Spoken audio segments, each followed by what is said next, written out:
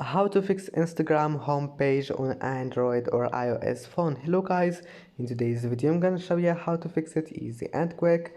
First, open settings and scroll down until you find apps, and then click apps again, and here type Instagram, click on it, this one for Android phones. Click for stop and go to storage, clear cache, and then just if you have an iOS, just uninstall your Instagram and install it again. And if that doesn't fix your problem, restart your phone and go to your gallery, delete some photos and videos, or you can just clean space from storage, just clean some space and go back, try again. And if that also doesn't fix your problem, then go to Play Store or App Store. Maybe you'll find an update for your Instagram, and then just update it, and see you in the next video.